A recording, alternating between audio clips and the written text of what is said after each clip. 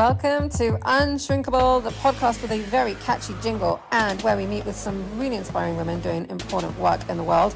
Get ready for powerful stories and practical tools to support you on your healing journey. I am your host, Emily Katz, and now let's dive into the episode with our next beautiful guest expert. Hello, everybody. I am so excited to welcome the extraordinary Natasha Leigh Bray to the show. Natasha is a multi-award-winning success mastery coach, master healer, and the visionary founder of the School of Healing Mastery. She has pioneered the groundbreaking heart healing modality, blending psychology and spirituality to help high achievers, healers, and leaders unlock profound levels of success, love, wealth, and impact. Her journey from maternity leave to building a multi-million-dollar business in just 4 years is nothing short of inspiring. Through her innovative 5-level healing approach, Natasha has facilitated rapid transformations for thousands worldwide. Clients often report life-changing shifts after just one session. I can attest to that, by the way. Experiencing deeper self-understanding, yes, healing of generational wounds, yes, and newfound confidence in their personal and professional lives. Yes to all the above. I have been on the receiving end of heart healing. Her work doesn't just change individual lives, it creates ripple effects that touch families and communities. Whether you're seeking to elevate your business, heal your personal traumas, or simply find greater alignment in your life, Natasha's wisdom offers a transformative perspective. So let's dive in. I cannot wait. I've been waiting for you, Natasha. Thank you for being here. Really appreciate you. Thank you. Thank you for that lovely introduction. I'm so happy to be here as well. Yay. Okay, so Natasha, please can you now introduce yourself and specifically how you got here doing what you do? Sure. Well, as you said, I'm a success mastery coach and healer. I actually used to be a social worker, and I've always been in helping professions, things that I consider being a hidden healer. So I worked in homelessness services, social work. And it was actually when I was pregnant with my first son, I had a bit of a healing crisis. All of my trauma from the past come to the surface. I had a very traumatic childhood, unfortunately. And all of that trauma that I'd buried for so long came to the surface when I had my first child. And I think some of that is seeing the world through the eyes of a mother for the first time. And then it kind of hit me really, everything I did go through and all the things I wasn't protected from. And so that was the start of my true healing journey, I would say. I actually handed in my notice in work and went all in on my business at the time, which was a slightly different business to what I do now. And that was the start of the work that I do now. I used to work more with women around their health and food and bodies at that point, then trained in various modalities before feeling like something was missing from the things that I was trained in. And because I had this unique relational perspective from social work and my own spiritual journey that I was also going on, I started to integrate the heart and soul essentially with other mind-based modalities before creating my own. I'm familiar with your story, and so I'm trying to, as though hearing it for the first time, but your story is very, very powerful, and thank you for sharing, by the way. I think through the eyes of motherhood is, for me, similarly, like the self-healing journey really took off when I became a mom for the first time. It was like, okay, I want to heal my shit so that, really become a cycle breaker. But okay, so you tried these different modalities that you were getting training in. How did you come up with heart healing then? Well, I was getting all the things I felt I needed for my healing from various different places. So working with shamans around the spiritual healing side of things, working with angel healers, started working with subconscious modalities for the first time, trained in clinical hypnotherapy. And I just felt like, why? I feel like I'm being torn in two, like going to different places for different things. Why isn't there just one thing that actually addresses it all in a more holistic way?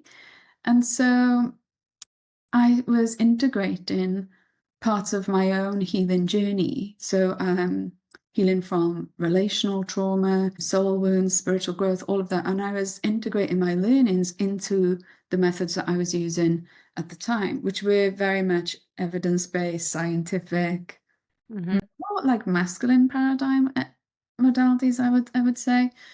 And, they were valuable, but it just felt like there was something missing from it. And that's when I started integrating some of my own healing techniques that I was developing through. A lot of it was, the wisdom from our own wounds, right? We're given these things to overcome so that we can help others with these things. And I remember it being, I remember for so long trying to hit a certain target, financial target in my business, and just wasn't able to get past it. But the minute I started doing this, what I call relational trauma healing, that's when my business actually, as a side effect, started to grow. And so I saw this connection between healing myself, healing my heart, and the manifestation of that in the physical reality. Hmm. That's so interesting. Okay, hold on. I'm going to come back to that one, but there was something I wanted to ask you before. You were mentioning the more scientific approach, right? And that you were also getting like exposing yourself and getting interested in more like the woo side stuff, the spiritual stuff. How can you explain a little bit about how you were able to kind of bridge that gap? Were you always open to woo stuff? Because I'm a former skeptic on the Yeah. spiritual journey, and it's been a journey and it's still ongoing, obviously, but I do feel that some of my audience, if not most of them, are probably skeptics, former skeptics, woo curious, perhaps, and so just a bit of the like whatever you can share about that piece of the journey.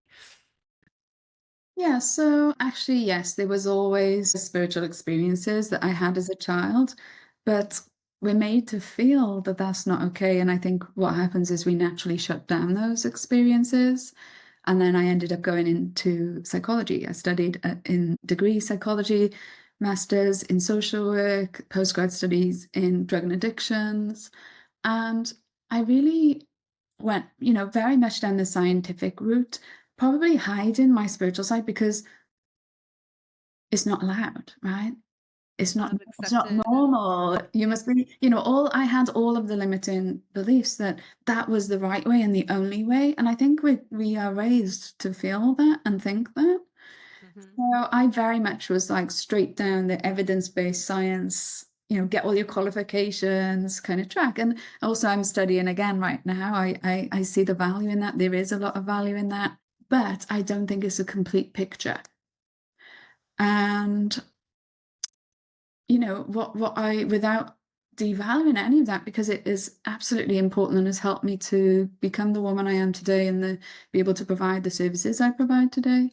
But what I experienced when I started connecting more into alternative therapies, I guess we could call it that, alternative therapies, things that are more holistic, more with a maybe like a little spiritual element to them, was more healing than I'd ever experienced with the purely scientific modalities and purely evidence-based approaches.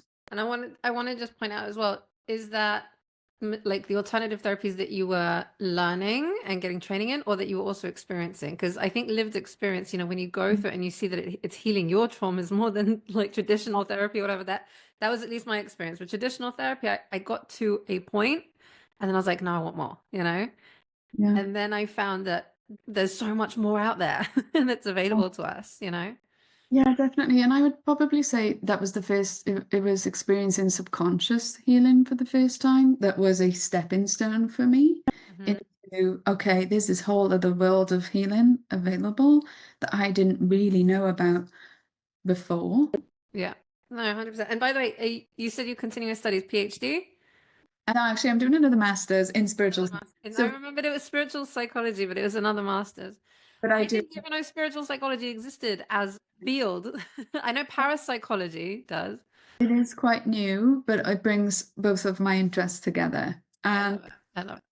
I kind of feel like that is the two halves of the whole, essentially. Like we can take the best from science and psychology and merge it and integrate it with spirituality.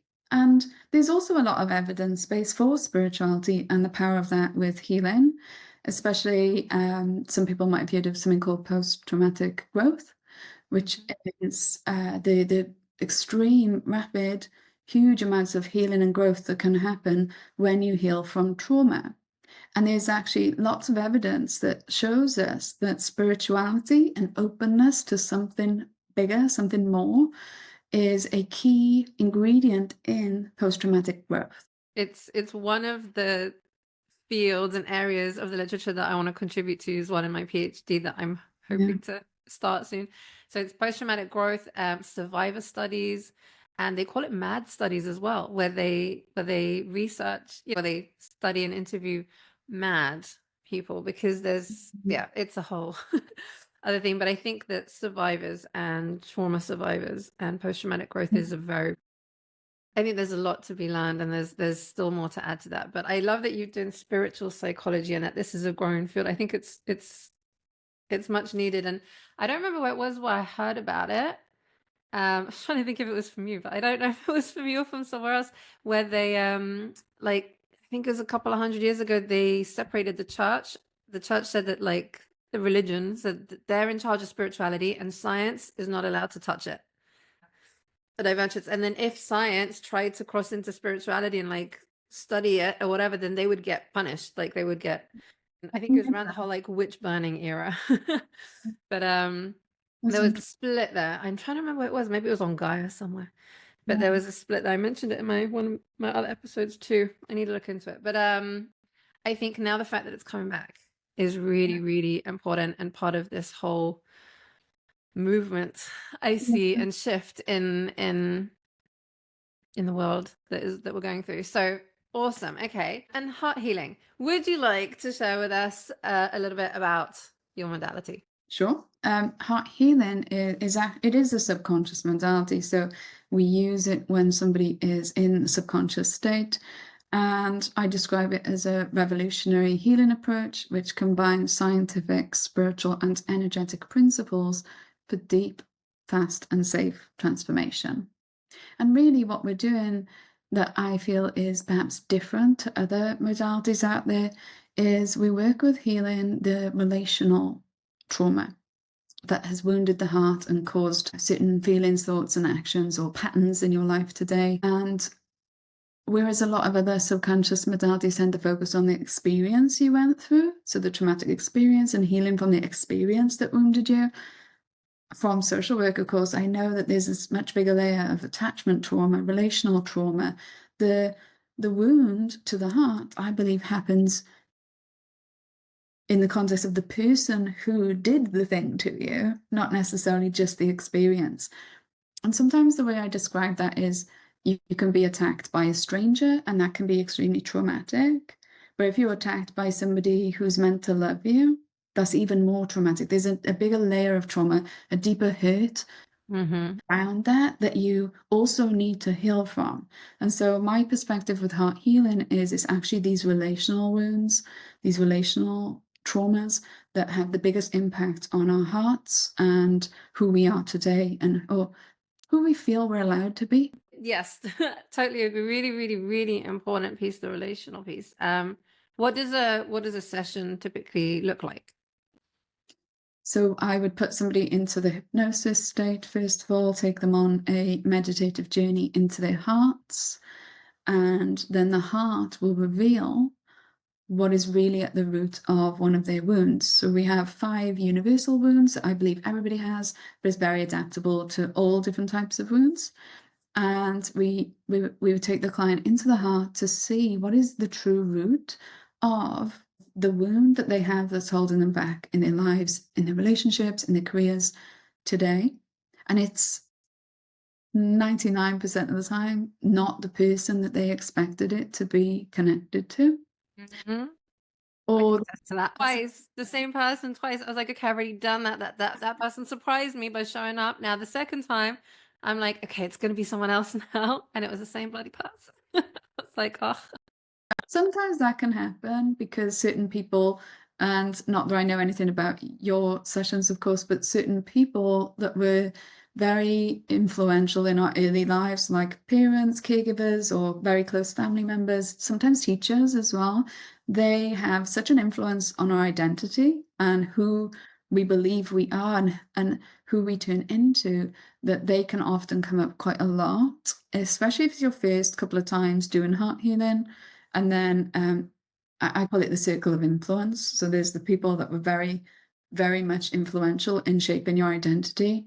And then there's different circles as you go outwards. Sometimes your past lives can come up as well. So people from past lives, sometimes ancestors can come up. But generally, typically, when you first try it, it's usually caregivers and close family members that come up. This is one of the things that I love about the subconscious work as well, is that you wouldn't have expected it. Like, you wouldn't have been able to access that and that kind of level of healing, let's say, I don't feel maybe in any other way, because it's in the subconscious. So you're consciously not really aware of the impact that that person has had on you, you know? Yeah. And so the fact that we're working on different things, right? So this person really had a lot of impact on me. But I wouldn't have thought it. Do you know what I'm saying? And so it's such a powerful tool that you can then access the things that you're not even aware of and conscious of, you know? Yeah, and I think that then just because I think when we logicalize what we've been through, we're like, okay, so, and I'll give an example. You know, I was abused in my childhood. There was a certain person who was key in that abuse. And so logically, we'll say, right, well, that person is the cause of all of my trauma and all of my wounds, right? But then when I started exploring things on a deeper subconscious level, actually, it was the people, and one person in particular, who didn't protect me from that abuse that was actually the root of most of my wound and most of the things that were holding me back. Most of the reasons I felt not worthy and not lovable and not enough were from the person who didn't protect me, not from the person that abused me, right? And we can't see that logically and consciously, and that's why this work is so powerful, because that would have been hidden from my healing, my normal healing journey, my whole life. And I would never have achieved all of the powerful healings and the impact in my relationships, in my life, in my business, if I hadn't uncovered that. 100%. I also thought that it would be my abuser, like one of the main ones, right? And it wasn't. And I was just like, oh, okay. That was a surprise.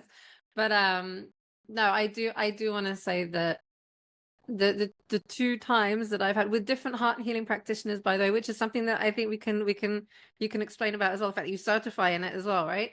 So there were two separate heart healing practitioners that I worked with, and both times I was a blubbering mess. I was just sobbing. I could really feel that I was processing something very, very deep, like a deep wound that I didn't even realize was still there or there and at all, you know.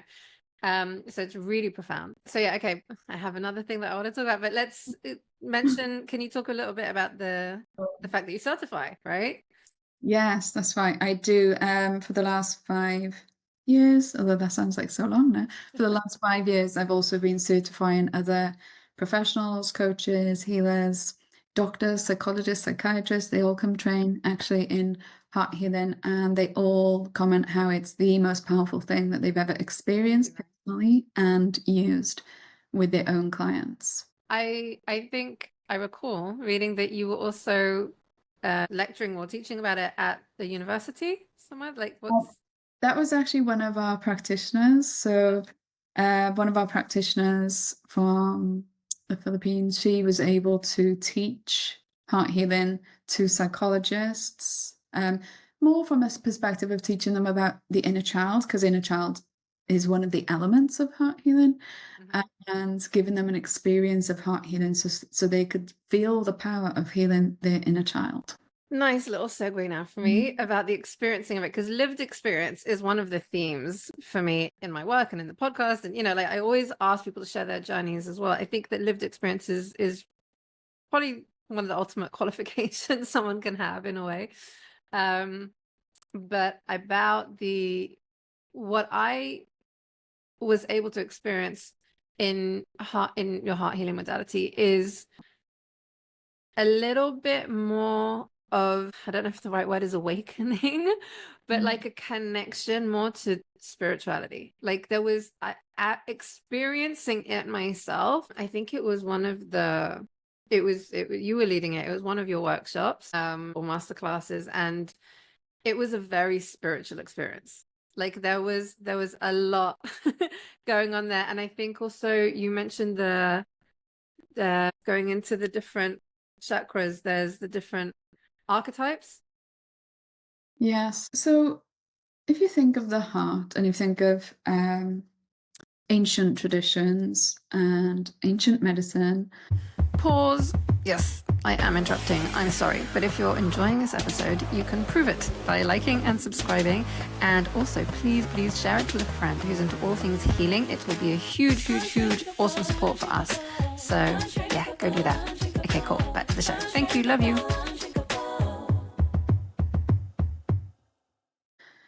The heart is known as the seat of the soul, right? It's described like that in every different religion and tradition.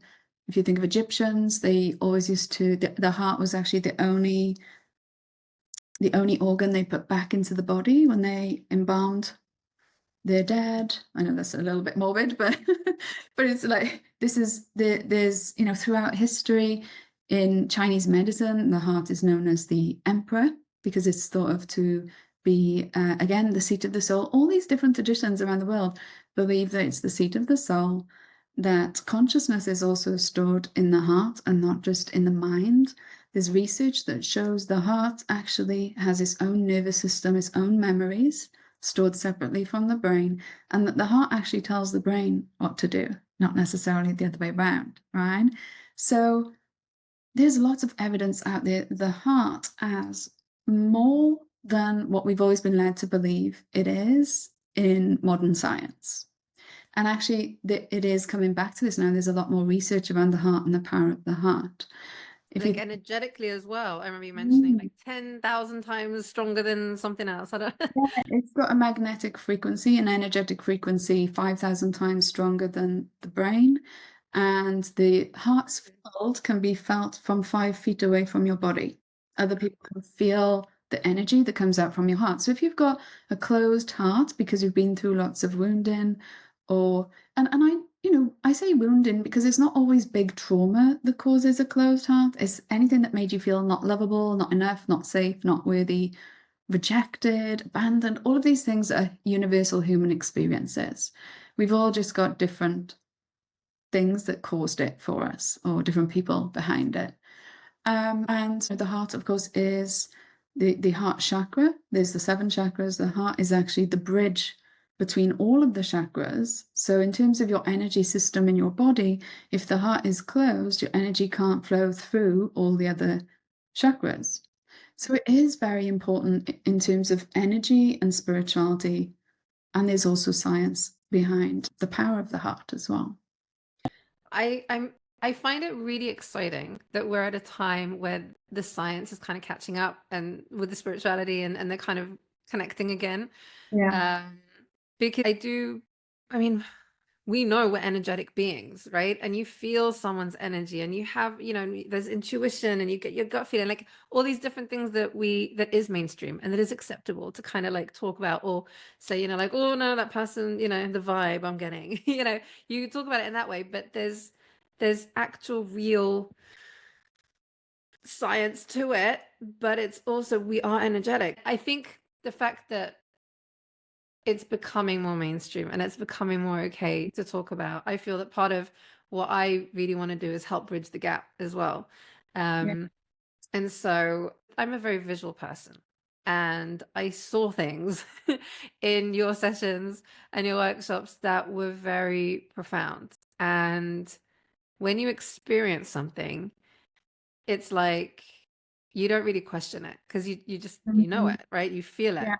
And so when someone says like, can you explain it or describe it? It's just like, I don't know. You have to kind of experience it in order to believe it. And I feel that many people are probably still closed off to kind of experiencing things. Or I think there's like a growth mindset and an open mindset that you need to like Mm. approach things with.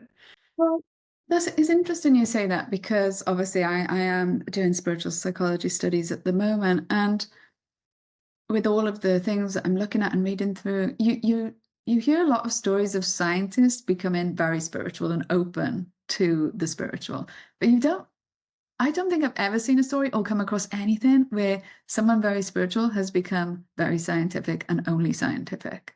Hmm. Completely rejected the spiritual because of what you've just said there. When you see something and experience something yourself, is irrefutable You evidence. can't unsee it. Yeah. Yeah. You can't deny it. So it's please do correct me if I'm wrong, but I've never come across a story of someone being extremely spiritual and then completely rejecting all of spirituality and only being scientific. Hmm. But it happens all the time the other way around. Yeah. And it is because that experience of something yourself. And I want to add actually about a heart healing session. You as the person receiving it are the one who sees what is happening. I'm not telling you anything. I know some techniques do that, but you are seeing it all for yourself. And like I say, when you see it with your own eyes, you're experiencing it, it's profoundly transformational. 100%. It changes you. Like it really does change you. And I think that that is just a testament to how powerful your work really is. Just for the people perhaps listening who are like, oh, spirituality, oh, because, I was there once too, because you're made to feel that that's not okay to think like that or be interested in that type of thing. And, at its core, spirituality is just about becoming your authentic self, your most authentic self. That's not woo, wholeness, purpose, intuition. They're not really woo-woo things. Everybody wants to feel whole. Everybody wants to feel like they have a purpose. Everyone wants to or wishes they could be their most authentic self. And that is what spirituality is at its core. Yes, there are all other things like past lives and future lives, like all these other things too, that are part of that spiritual dimension, but it's not necessarily everyone's spiritual dimension. Yeah, as a former skeptic, it is still a struggle for me to openly publicly talk about these kinds of things, but I'm reconditioning. I'm reconditioning myself. I'm trying to wrap my head around it myself. A lot of the things. I've got my tarot cards here. I've got your oracle deck here. I've Well, got all my little tools and my things that I don't even openly publicly kind of share yet completely. Well, now I have. No, because I'm still adjusting. For me, even it was the fact that I was helping people heal themselves. Like the word heal was even a bit difficult for me to talk to say or self-love. Had you told me 15 years ago that I would be, advocating self-love and mentoring people in their mental health and self-healing, then I would have told you to F off. I'd be like laughing in your face, like, what are you on about? Like, no, no, no. But I was very much like grew up in an environment where it was not acceptable. Even emotions. I mean, people around me said emotions are for pussies, and that psychology is not even a real field. That's where like I come from. And so for me, doing what I do is very outside of my comfort zone and getting used to it. And so now the spiritual piece even more so. I watched I think it was a TikTok the other day where she said once you really embrace the spiritual side of you and your spirituality, that's when everything starts to take off. and yeah. and I think you've spoken about this as well in your work, and I have a feeling that that's something that's going to be a little bit more part of my journey too. I feel it. So Definitely. That was huge for me. And, every time I interview my clients too, what was the biggest game changer for you from the journey? They all say it was the spiritual piece. It's almost like the piece you didn't know that you needed. hmm And I remember once many years ago, before I was very spiritual, and I guess I was still hiding in the spiritual closet at that point of my journey. And I received guidance that I was meant to help people unlock their spirituality. And I just was like, what? No, how? That's not the work I do. I'm a psychology expert and this and that. And, really come in because I was positioned more from that psychology expertise at the time. And I remember clearly the message that you cannot be your whole self if you are rejecting your spiritual self. Like that is one part of what makes us whole. We all have a soul, I guess. And we have our physical self, our bodies, we have our mental self, our emotional self, but spiritual self is a part, as you say, we all, well, some people say we are all spiritual beings having a human experience. Yes. And I actually started to feel the duality of like the human side of me versus the spiritual or higher self side of me, and like feeling it's a trip. Like it's very trippy. But that I actually feel that it's programmed into us to reject that side of us, or to not even be aware of it, or Yeah. to judge it, criticize it, not, there's negative connotations around it. And I think that it is part of a collective kind of shift now into Yeah, deprogramming. definitely. What we were talking about it before, because my PhD is going to be around deprogramming. But the idea that maybe the things that we were led to believe, and this is identity work. I've got one of my courses about identity work. It's questioning the beliefs, right? Yeah. And self-limiting beliefs too, but it's questioning, is this actually true? Is this something like, and talking about the subjects that are taboo as well. I think that's a huge piece of conversations that we hear a lot about, talking about sex, talking about money, talking about this, talking about that, like we're breaking the norms and Mm. breaking those cycles. And I think it's really important. And I think spirituality is one of those big ones. Yeah, for sure. Especially for women, like men too, it's very important, but a lot of our feminine energy gifts are connected to our spiritual selves. And so I do feel like women's power is especially diminished when we're not connected to our spirituality. Also, another thing about the masculine energy and the feminine energy, Mm. and the divine feminine, I've been hearing that this has been a theme that I've been hearing about a lot. But I think as masculine energy of the do in a masculine world with masculine science and the masculine, and then I think tapping in more to the receiving and the feminine aspects of things, Mm. Yeah. um, is also been a theme. Mm. Um, But okay, so what kind of clients do you get? Because I know you have the certification in it. So those would be Yeah. healers, therapists, doctors, psychologists you mentioned. Yeah. But also anyone really that wants to train, because it's a highly, it's a qualification in itself, a Yeah, university standard qualification. So we can take someone who's never had a background in healing to becoming an incredible healer. Or, we work with people who already have those professional backgrounds too. But again, they feel like, oh, there's something missing from what I'm doing. And so they come and train with us and integrate heart healing into their practices then.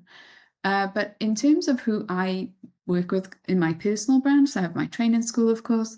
I tend to work with women entrepreneurs mostly, who are struggling, or well, they've achieved a certain amount of success, but it has been more the masculine way, as you just described there, the way that we're raised to create success, hard work, tons of qualifications, be hustle. paid an hourly rate, hustle.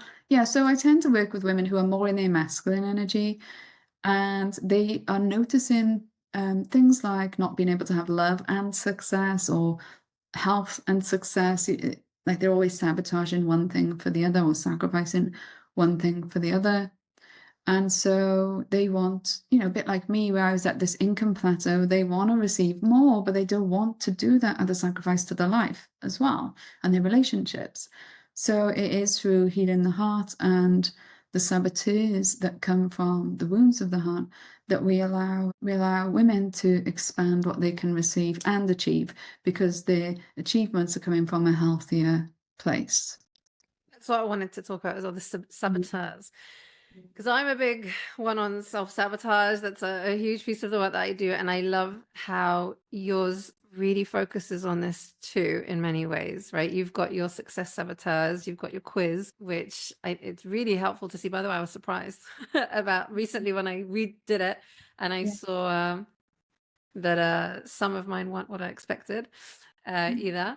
But I think it is really important, again, with that, like, in alignment with the deprogramming and the reconditioning and healing those kinds of wounds is a lot around self-limiting beliefs, and a lot of them are rooted in the relational wounds, right, that we have. Yeah. Yeah. And so I think it's really, really important work. And I love that you serve the women who want to serve as well, because that's the ripple effect, right? Yeah. So that's beautiful. Cool. So before we wrap up, I ask every one of my guests to share a practice or an exercise or a tip or something that the listeners can implement straight away. Sure. Okay. So So, what do you well, coming from both, both perspectives. So there's two, I'm going to advise this healing task that people can just do. If you take half an hour, take yourself off somewhere private where you can do this. And the first one is more of an inner child healing. Mm-hmm.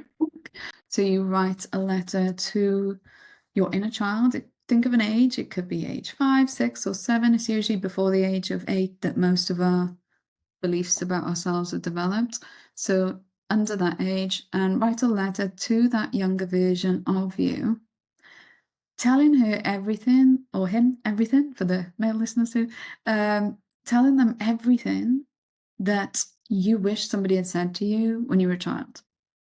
Mm-hmm. Knowing everything you know about how you've grown up, who you are today, the beliefs, limiting beliefs and things that you have, the struggles you've faced. And imagine you're literally going back in time and being almost like a best friend or guardian angel to that younger you, and you're telling her exactly what she needs to know to get through life, to really feel good about herself in a way that perhaps nobody did for you when you were younger. So that's part one. Beautiful. And then part two would be to really imagine that you're writing a letter to yourself now from your higher self. And this brings in the more spiritual side, but your higher self is, she's or he is the most wisest person. They know everything, they see everything, they know your future, they see all of the good in you. What would they say to you now? So you write it as if you are saying it directly to yourself from your higher self. Now, I know this sounds a bit odd, especially if you've never done healing tasks like this before, and do this with a pen and paper, not on the computer, because writing has a special connection to your subconscious mind.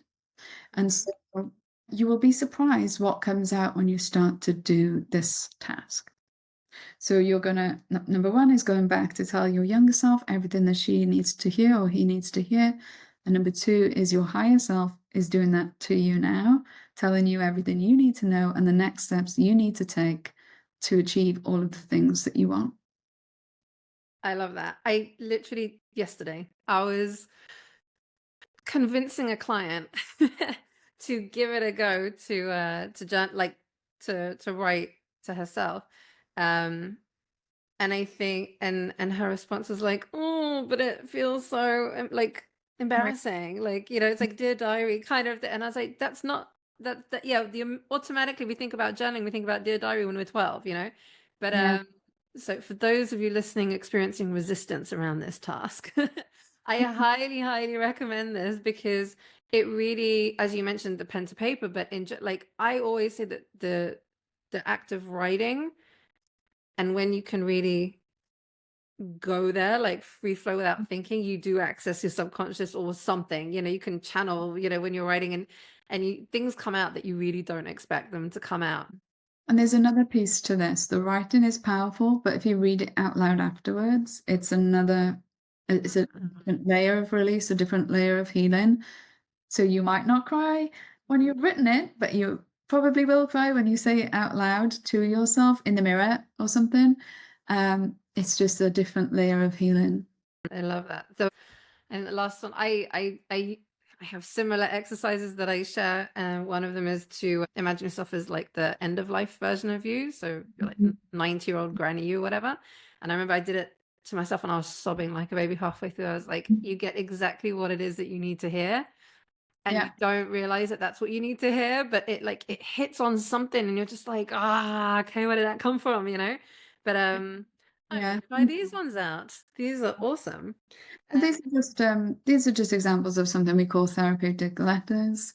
And if somebody's having a heart healing package, we integrate therapeutic letters with the actual subconscious healing sessions just for extra transformation in between. I love it. You've also got there's the heart imprinting sessions as well as a follow-up thing, no? With the heart healing session. Yes, yeah. So when you have a heart healing session, it's around an hour long and it's a complete healing journey. So we don't just bring something up and not heal it within the same session. Various different tools and techniques will be used to heal the wound with the person that comes up, and reconnect you to your higher self is a key part of that as well. And then you get a powerful imprinting audio to listen to afterwards. There's all of the positive transformation that you're trying to embed in on a mind, heart, and soul level for you to listen to daily. We say 25 days minimum, but you've always got that forevermore if you want to listen to it again. Repetition. I think we learn through repetition, and so if you want to recondition, you got to repeat, like drill it into you. I like it. I love it. Okay. Thank you. Oh, Natasha, thank you so much for your time. I really appreciate it. I appreciate you so much. Thank you for sharing your wisdom and your insights and everything. Big thank you as well to everybody listening. I hope you find our conversation as inspiring and enlightening as I did. You can find Natasha's links in the description. If you enjoyed this episode, please subscribe, rate, and review the podcast on your favorite platform. Your support helps me reach more listeners and hopefully make a bigger impact. And we'd also love to hear from you, both of us, I'm sure. What was your biggest takeaway from today? Stay curious, stay informed, and stay tuned for more episodes coming your way. Natasha, thank you. Thank you, thank you, thank you. Thank you so much for having me. It's been really fun. Bye. Bye. And that's a wrap. So yay, thank you for listening all the way through. I'm going to assume that means you liked it. So if you haven't yet, please go and hit the like and subscribe buttons. And don't forget to share this with someone who is into healing. And come and say hi on our socials. We really, really would love to connect with you. The link's in the description below. And I'll catch you on the next episode.